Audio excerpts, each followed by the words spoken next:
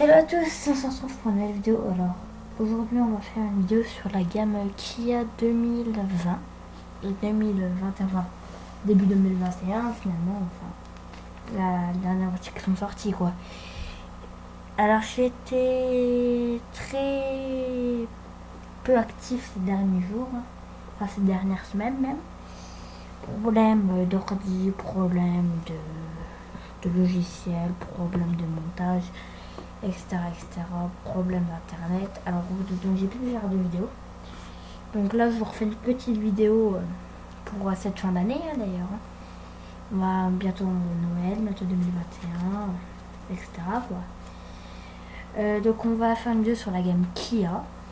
Donc Kia c'est même mis un peu l'électrique comme on peut voir sur cette image que j'ai fait. Enfin l'image je l'ai repris d'internet mais j'ai rajouté pas mal de trucs dessus. Avec le petit perroquet. Putain, marrant. Alors, ils ont quand même une bonne gamme qui, c'est pas ce qui manque chez les voitures. Ils ont la Picanto qui est en haut, une petite voiture, une taille d'une Twingo, d'une C1 ou d'une 108. Hein. On a la Rio, la Stonic, la Stonic, la la Isoul, la Cid GT. Les Cid, je crois que j'en ai pas fait. Enfin, on verra dans la vidéo. La Cid SW, si celle-là je l'ai fait, c'est sûr. La Procid, je l'ai fait. La Xcid, je l'ai fait. La Niro, les deux, hein, c'est les mêmes, hein, donc je l'ai fait. Le Niro, c'est 3 Niro, d'accord. Et le Sportag, non, le Sportag, voilà, c'est un peu du mal. Donc la Xcid, c'est une nouvelle voiture qui vient d'arriver. Hein. Enfin, nouvelle. C'est comme, je pense quand même qu'elle date un peu, hein, mais bon. On va commencer avec la Kia Ceed SW.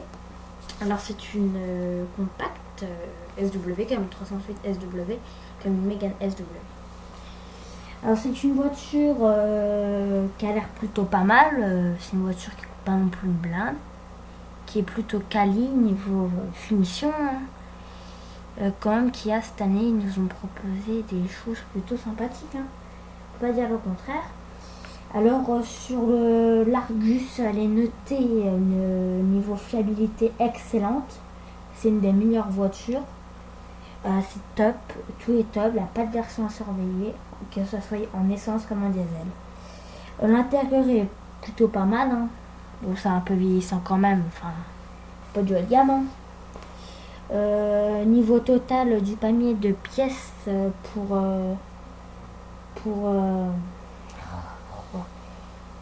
peu près 5 ans, je crois, ça, c'est 4856 €, donc ce qui est pas non plus énorme. J'ai vu beaucoup plus, hein, largement plus même. J'ai déjà vu jusque des 30 000 €, alors vous me dire ça c'est rien. La tenue de route est excellente, on n'a rien à dire, c'est top fiabilité. Donc félicitations pour cette voiture. Les défauts relevés sont sur le 1.4 T GDI à couple le transmutant.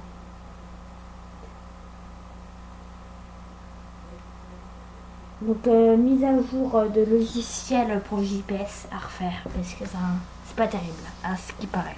Après je sais pas si c'était fait entre temps parce que mon autojournal, enfin l'Argus il date de octobre 2020, donc peut-être qu'ils l'ont fait comme on est en décembre. Oula, celui des voitures. La Isoul 100% électrique. Elle est 100% électrique. Alors j'avais plus le logo %, donc j'ai marqué 100%. Enfin, j'ai mal écrit 100 par contre. Oui, un petit problème. Alors c'est une voiture très très récente. Hein.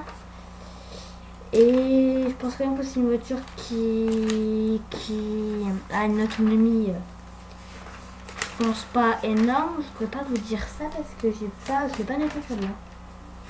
J'ai pas pris, non. Attendez. Non, je l'ai pas noté malheureusement. Donc je pense quand même qu'on va être sur une très bonne fiabilité comme l'autre. Hein. Alors comme c'est une voiture électrique, on a à peu près 18 000 € de budget d'entretien. À peu près parce que pour la Zoé c'est ça. Alors après, je sais pas pour cette voiture comment c'est. On retrouve un très beau bleu sur cette photo. C'est une voiture très récente. On a quand même des choix de personnalisation sur les roues et les coques de rétroviseur. Mais c'est pas non plus énorme. Soit couleur carrosserie, soit noir. Le toit, par contre, je sais pas comment ça se passe, désolé. Après, Kia, c'est quand même des voitures qui sont très bien notées. Bonne, excellente. Bonne, excellente. Donc on est vraiment sur une voiture qui va être entre moyenne, excellente, je pense. Ouais, ça va être ça. Alors, c'est une très bonne voiture. Je vous la conseille également. Donc, si vous cherchez une voiture électrique, ça peut être plutôt pas mal. Après, qu'est-ce qu'on a d'autre qui est pas mal? On a le Kia Niro. Alors, celui-là, il a une particularité, c'est qu'il est disponible en essence, diesel, électrique et hybride. C'est un SUV plutôt gros, hein, qu'on voit la pub, l'autre, oui, on peut aller partout avec ces SUV. Le Niro, alors, c'est une bonne voiture en hybride et excellente en électrique. Donc, ce qui est vraiment pas mal. Et en diesel et essence, pareil, c'est des bonnes voitures. Rien à dire. Oh, par contre, niveau panier de pièces, c'est 14 556 €. Comme je vous disais, c'est hyper cher. On a un peu moins quand même que la Zoé. Donc, c'est plutôt pas mal. Hein. Niveau moteur, tout est bien. Attendez. Suite de liquide de refroidissement jusqu'au 2016 sur le hybride. Donc, avant 2007, éviter cette voiture parce qu'il y a eu 2-3 petits problèmes qui a été réglés depuis là. Maintenant, c'est réglé. C'est sympa, recharge assez rapide à recharger, d'après ce que je comprends.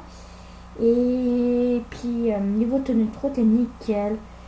Donc, oui, c'est une bonne voiture, je vous conseille également. Le châssis, nickel. L'ergonomie est super. Le coffre est un peu petit quand même. On a quand même pas mal de bruit de roulement quand vous roulez avec. Et le freinage est pas top, quoi. Donc ça va. C'est quand même une bonne voiture, mais voilà quoi. Il faut un bon 15 000 € de côté, bien s'il a des gros frais. Après, on a la Kia Picanto. C'est la petite entre la C1, la Twingo et la 108. Et la Toyota, je sais plus le nom, désolé. Et là, on retrouve quand même, c'est quand même une belle voiture, je trouve. Bon, la mieux, hein. C'est très petit, mais bon. Alors, ils disent que c'est une voiture excellente en essence. Excellente en oui. Bon, c'est une voiture excellente que je conseille également. Alors, version surveillée, aucune, nickel. Top fiabilité. L'intérieur est pas non plus trop vieux, hein, ça passe. Hein.